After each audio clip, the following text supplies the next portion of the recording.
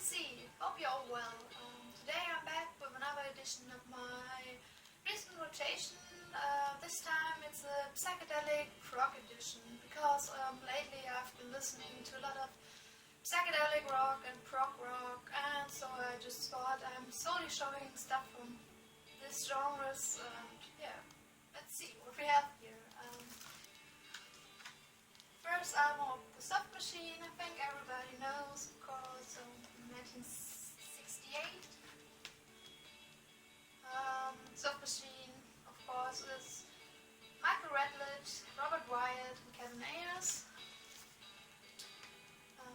This is the 2010 Sun-based reissue, which was really great.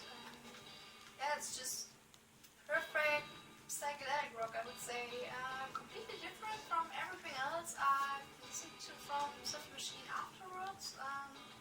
I like this a lot because it's so psychedelic, and my favorite track here is A Certain Kind, and I think it's quite funny because the vocals are sometimes kind of off and with a lisp, but it's really fun to listen to. And the Sundays edition also came with this awesome insert.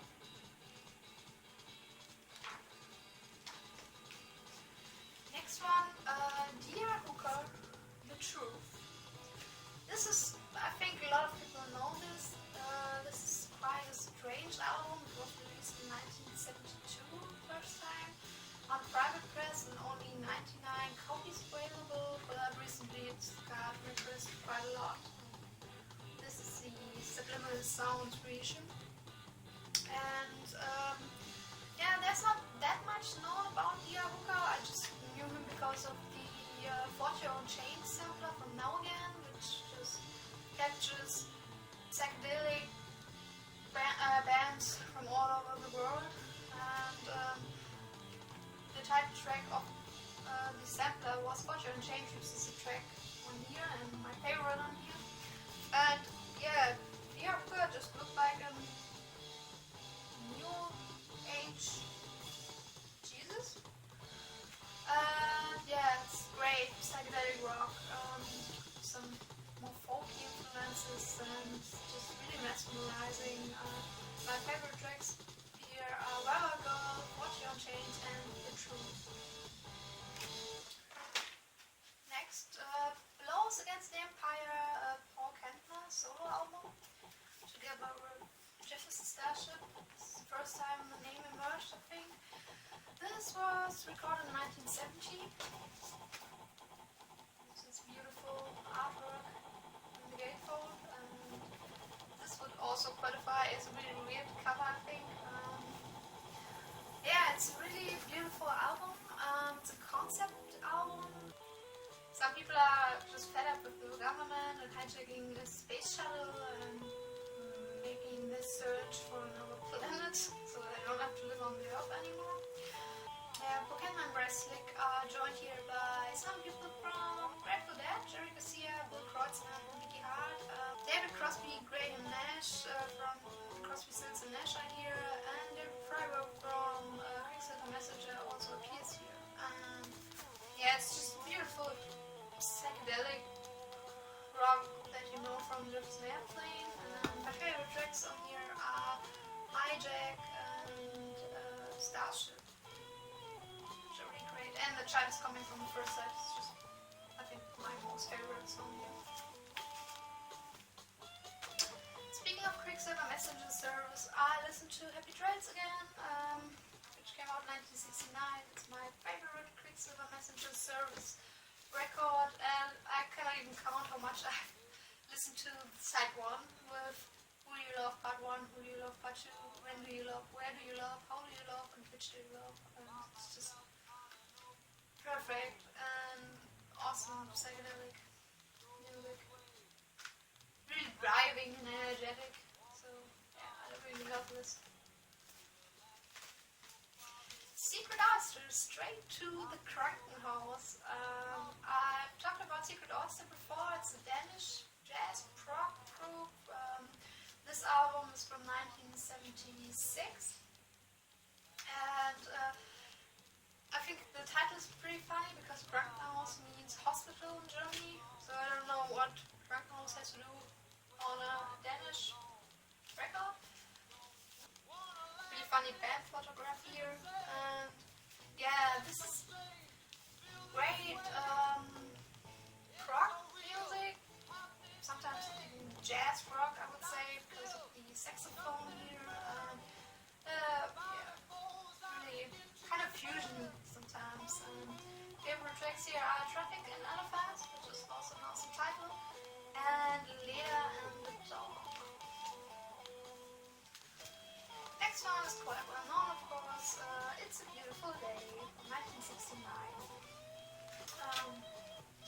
Yeah, I think most people know this. Great psychedelic rock, kind of sometimes a bit of Jefferson Airplane-esque, I would say, but due to the violin, which is played by David Lam, and the organ and Celeste from Linda Lapram, it's kind of unique, I would say. Favorite track here is Whitebird, definitely.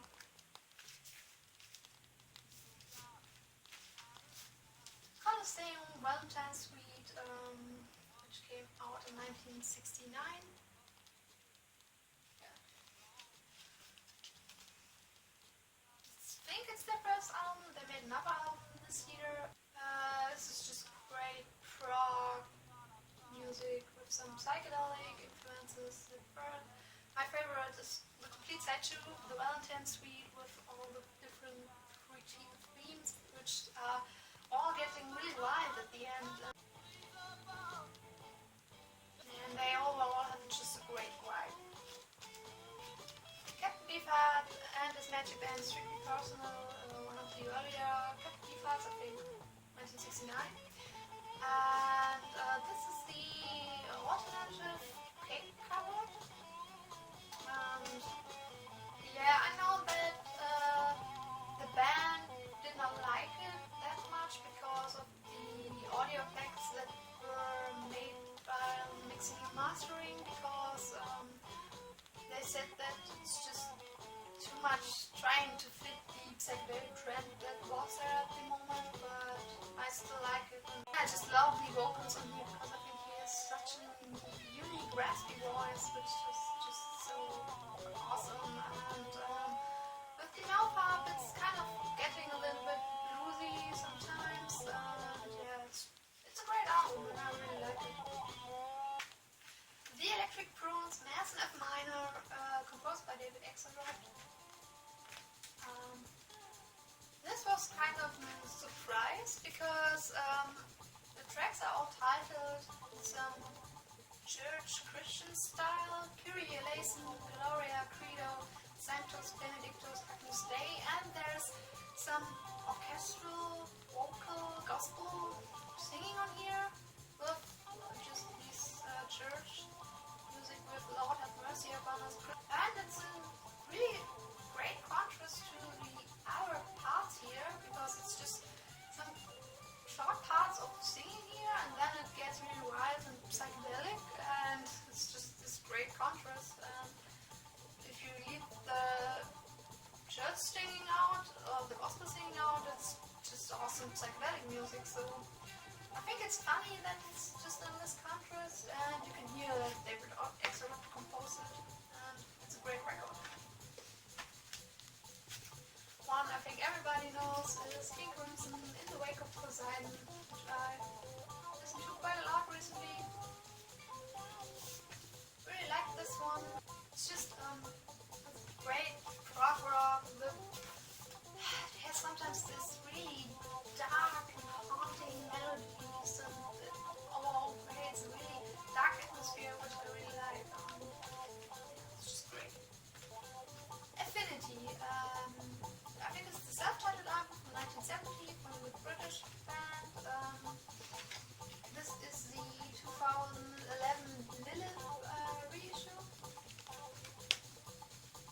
Just this awesome cover art. And yeah, the singer Linda Hoyle is dubbed as the British Grace Slick, and I can see some resemblance here. And again, it's sometimes a little bit like Jefferson Airplane, but due to the vibraphone and electric piano, it's just totally different. Great psychedelic rock, sometimes even a little bit folk influenced, a little bit bluesy sometimes. There's a great crazy cover of All Along the Watchtower on here. Night Flight is just a great song. But the Lilith reissue came with another, two LPs, and the second LP is containing 8 bonus tracks. And I think sometimes it has a reason why stuff is unreleased, and I think that's the case here, because I don't don't like the bonus track that much, except of Yes Man, which is quite okay, but the rest is just not fitting to the overall album vibe. And another thing which I don't like about them is that they sound like they are just recorded in a bathtub. It's awful. Yeah. So I think it would just be fine if it's just the original album, which is quite short but really enjoyable. Nectar, A Tap in the Ocean, from the Switzerland band, recorded in 1972. This is just awesome. Prog-Rock, 2 side-long tracks, recorded at the studio. Yeah, really wild, really kind of symphonic sometimes. Yeah, I think the artwork is really great too. Just really enjoyable. It's one of my favorite Nectar albums. Next one, the debut album of Gentle Giant, which I think you already know. Yeah, I just love this album. It's really great. Prog-Rock. Favorite tracks here are Giant and Funny Ways, which is sampled by Strange Ways from Matt Moon. It's really nice. And I just love the cover. It's just awesome. Playing in the back, UFO 2, Flying 1 Hour Space Rock. Yeah. It's exactly what it says, 1 hour space rock. It's one of the longest records I have, because it's really exactly 1 hour. And yeah, I don't like the other stuff I've heard yet from UFO, but this one is just great. It's psychedelic, spacey, trippy, far out, awesome.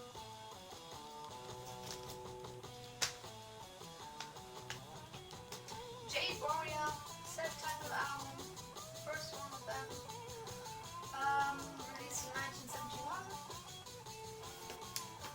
I know this is of course not the first press, because the first press is so hard to get and really pricey. It's the Akama press, which is quite okay.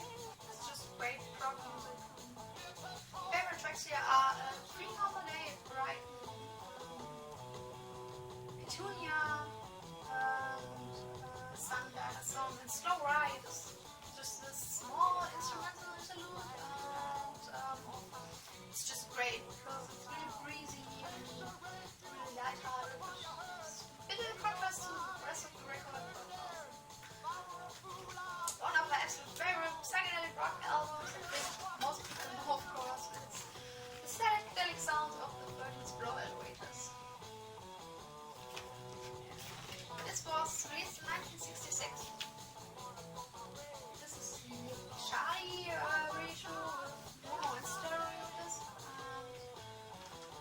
Yeah, just for me, it's kind of the epitome of psychedelic music with Rocky Erickson being so great, and great tracks here are Reverberation, You're Gonna Miss Me, and I've Seen Your Face Before. It's just one of my favorites. And the last one for today, the self-titled album of The Itself, which was released in 1968. This has just this is the 2006 World in Sound reissue, featuring really nice inner sleeves. And this is great psychedelic folk, some blues influences, I would say.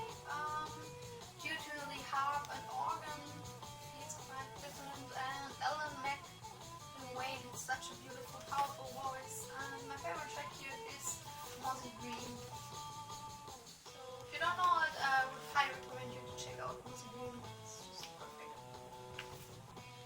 That's it, just a quick update. Hope you enjoyed it, and have a nice day. Bye.